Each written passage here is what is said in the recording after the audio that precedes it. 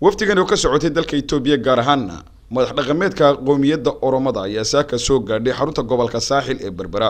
waxay waftigan ay markiiba ay booqdeen dekada weyn ee Berbera iyadoo halkaasina ku soo dhaweeyeen mas'uuliyiin ay ugu horeeyeen gudoomiyaha gobolka Saaxil iyo sidoo kale maamulka dekada Berbera waxaana halkaasi hadallo soo dhaweyn uga soo jeediyay waftigaasi markii ay soo gaadheen dekada weyn ee Berbera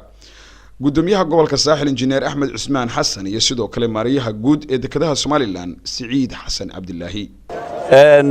madax dhaqameedka inoo yimi inooga yimi wadankeena jiiraanka ah ee Itoobiya gobolka Oromiya waxaanu leenahay soo dhawaada waxaan ku faraxsanahay halka waxaan ku haynaa service aad iyo aad u qiimo badan waana haboontay markii hore gobolka Oromiya inay yimaadaan halkan si ay indhahooga u arkaan shaqada ka socotay serviceka Jamhuuriyadda Somaliland ay bixinayso waxaan leeyahay ku soo dhawaada ganacsatada gaarsiya waa idin soo dhaweynaynaa shaqo kasto wanaagsan waa idin qabanaynaa runtii maxaan ku dhaahday oday dhaqameedkan waxay martiqaadka ka heleen oday dhaqameedadeena ka heleen iyaga martiqaadka u fidiyay dhaqanku marka anaguna gumca furan baan ku qaabilay waxaan idin leenahay soo dhawaada waxaan hadda taaganahay xaruntii ganacsiga ee Geeska Afrika ee alaabtu ka gudbaysay waxaan is leenahay ku soo dhawaada Sheekh Khadar oo isaguna kamid ahaa waftigani ka socotay madax dhaqameedka qoomiyadda Oromada ee dalka Itoobiya oo ku hadlayay af Soomaali ayaa waxa uu si weyn ugu mahadnaqay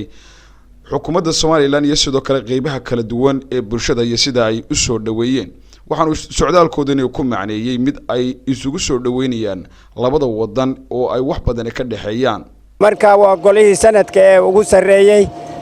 Oromiya kaliya ma Itoobiyaba waa duqeyda koobaad ee maaragtay awoodda iyo baawarka udub dhaxaadka u ah marka xidhiidhkanaga inuu si fiicnaado uu laban laabno markii horeba xidhiidh soo jiraan ah oo walaaltinimo oo wada shaqaysi ah oo dhaqaalaha iyo siyaasadda iyo maaragtay ganacsiga iyo nabadgelyada iyo isku xidhnaanta uu sii jirayay laakiin booqashanadan waxay ku saabsan tahay xidhiidhka inaan sii laban laabno bifni Kenya tokkichuma dhigni Kenya tokkichuma kanaafu walitti dhufeenyi Kenya waftigan ayaa waxay sidoo kale ay kormeer ku soo mareen goobo muhiim ah oo ku yaala magaalada Berbera ay kamid tahay goobaha loo dalxiis tago ee Mansour Tourist Center ee dhinaca galbeed ee Berbera waftigan intii ay joogeen magaalada Berbera waxay socdaal ay ku soo mareen qaybaha kala duwan ee ka koobantahay dekada magaalada Berbera iyadoo halkaasina ay warbixin ka siiyeen maamulka sare ee dekada Berbera Mukhtaar Cabdiraxmaan Maxamuud telefishinka qaranka Somaliland dekada weyn ee Berbera